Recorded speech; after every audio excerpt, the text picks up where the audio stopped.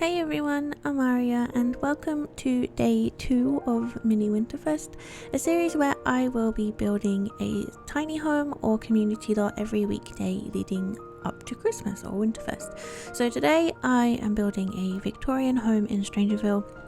I actually found this one quite tricky. I wanted to do something that I haven't really done much of, and Victorian homes, I love the architecture and the style and the details and everything, but trying to make that tiny is quite challenging, trying to get all of those tiny little details and little bits and pieces to kind of go into less than 100 tiles.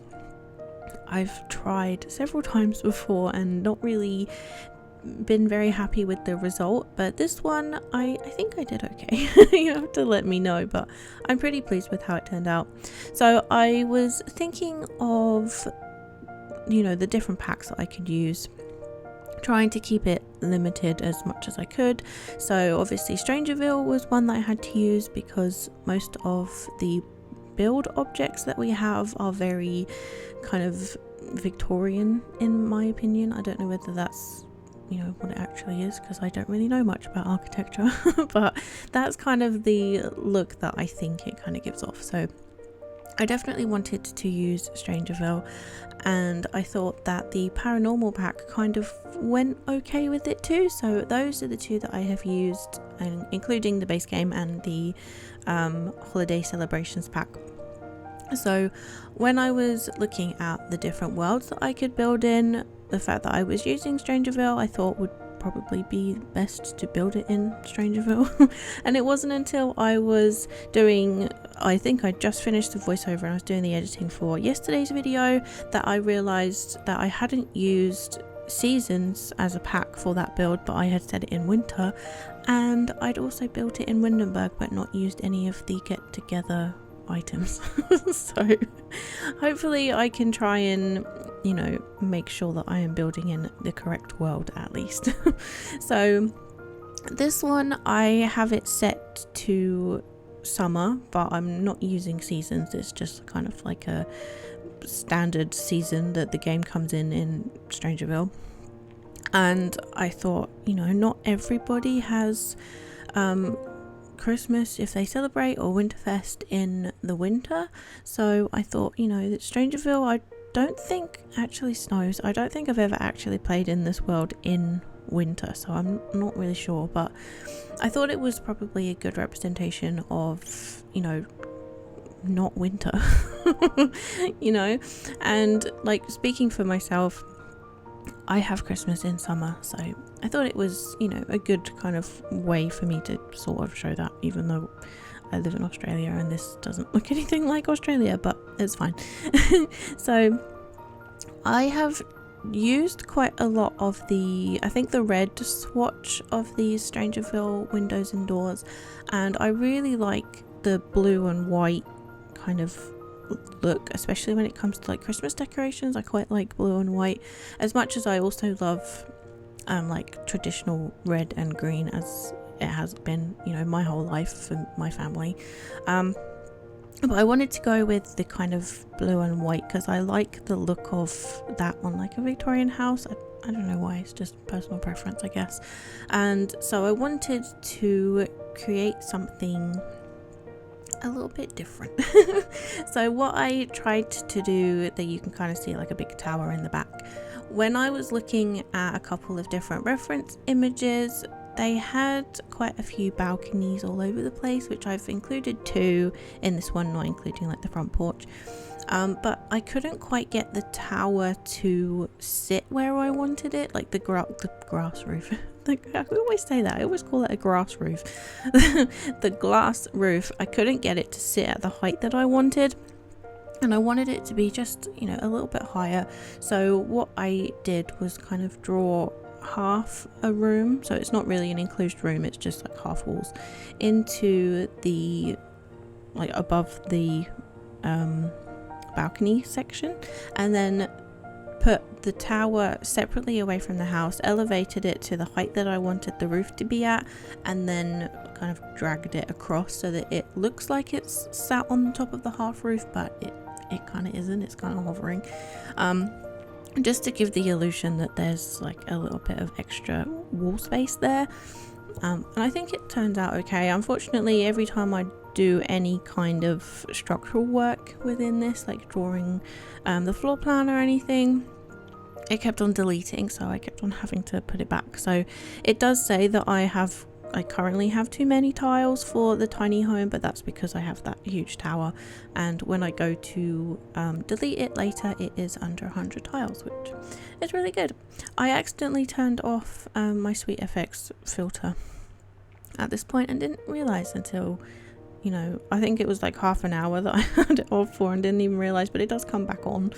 I was obviously distracted, I don't know. There we go, it's back on now.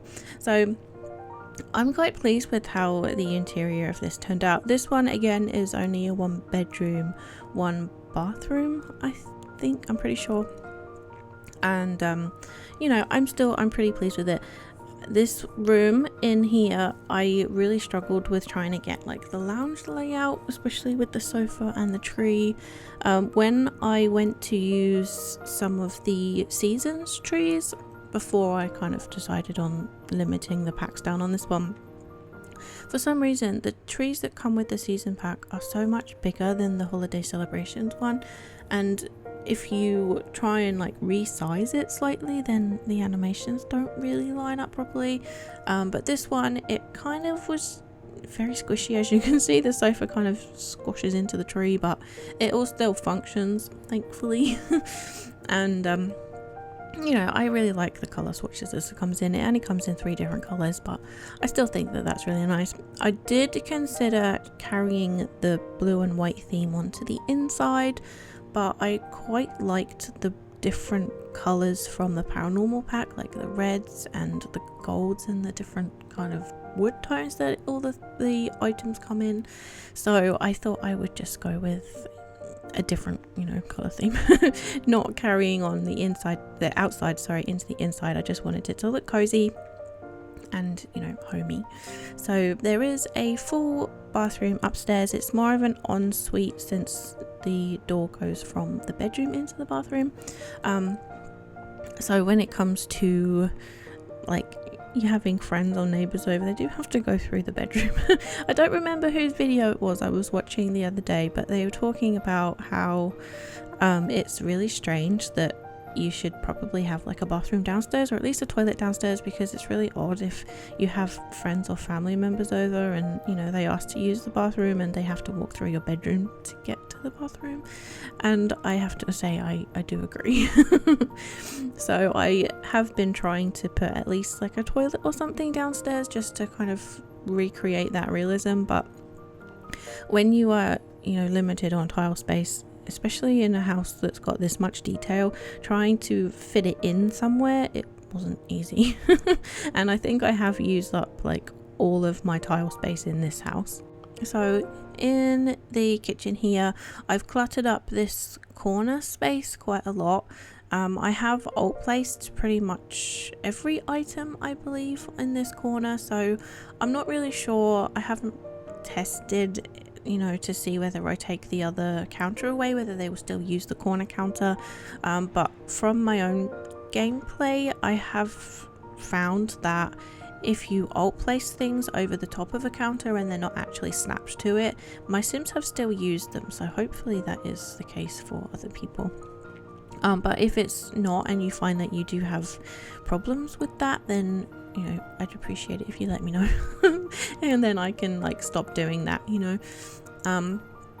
But anyway, there's quite a big kind of entrance way into this house. I wanted to make sure that it had quite a grand-ish entryway, as most of the designs that I found for reference did have at least, you know, some kind of hallway situation, and I'm really pleased with how this looks. I thought, you know, it's quite cozy. The only thing that I probably would have liked to have added if I had room would have been like maybe an armchair or something.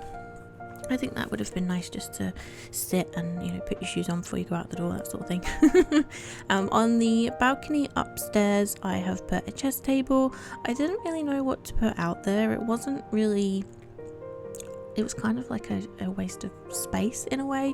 It's good for like the design sort of thing, but when it comes to actually playing, you know, what can you really do with it?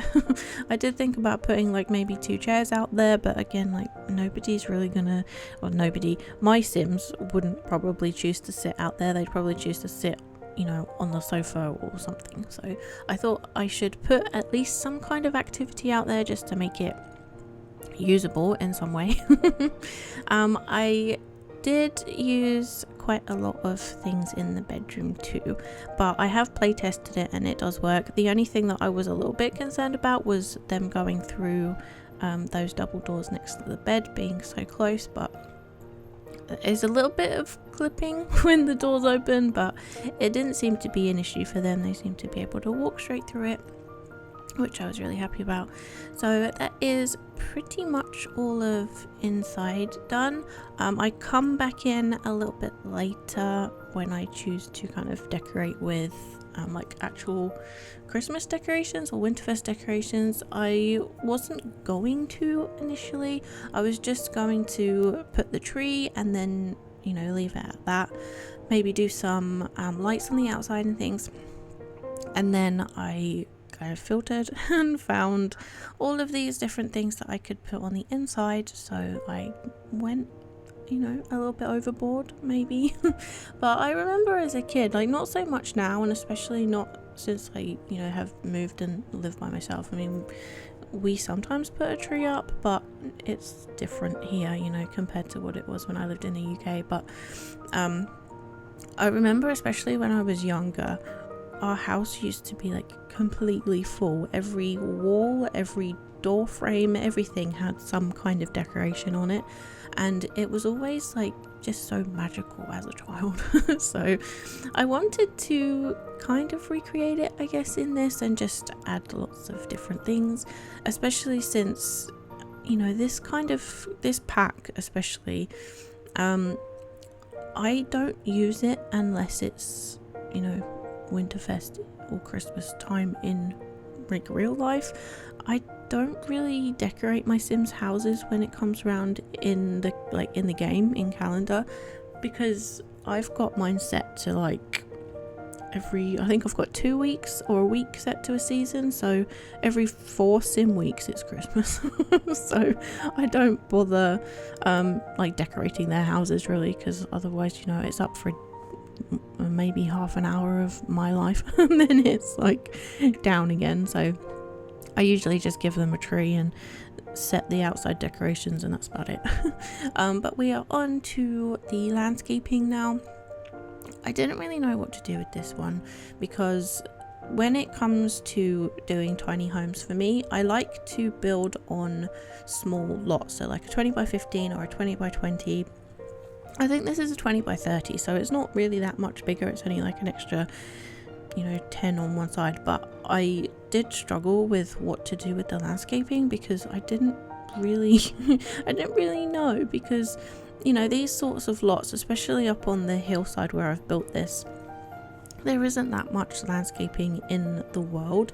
It's quite a lot of rocks and then like the occasional planter bed, but it's more of like a deserty kind of world, so there isn't overly a lot of landscaping, and I didn't want it to look like completely out of place, so I thought I would just play around with the terrain tools a little bit and add a couple of like planted areas that kind of represent what is on the outside of the lot, if that makes sense. So I've tried to use the same plants, if not similar ones that I had that are, you know, you can see, and then I've just kind of left the rest of it blank. I didn't really know what to do, and I wanted it to look interesting and not completely bare. So I use these rocks from the debug menu to make like a little border around these things. I did cut out the rest of me doing it, so basically what you can see now is what I did around all of the other borders. I used the tool mod just to move them into place and resize them, just to make them kind of look natural-ish. But it took me such a long time that, you know, I think it looks okay.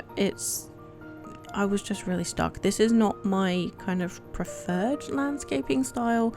If you've watched any of my other videos, then you know that I just kind of shove plants everywhere, and I go for more of a wild, overgrown kind of look. But this is what I end up going with for the planter beds. They're a little bit random and the shapes are all over the place, but I think they look okay for, you know, what it is. I was really trying to find the red terrain paint that you can see in the world, but it's just not in the game. The one that we have is very yellow and I really wanted it to match the rocks, but we don't have that, so I went with this one instead. I think it's a base game dried grass, and I thought it looks okay. I put quite a lot of cacti around, some lavender. I did think about using this tree, but I couldn't really get anywhere that would fit. That kind of didn't block out the front of the lot. I put some of these grass pieces around because that's kind of what I could see, and then I found that there was just too much bare space and there was no texture to it, so I ended up putting some flowers in, which I think kind of just filled in the gap enough. And when I had finished recording, I added 2 more of these little planted areas to the front of the lot just to fill in that kind of weird gap and make it look a little bit more cohesive.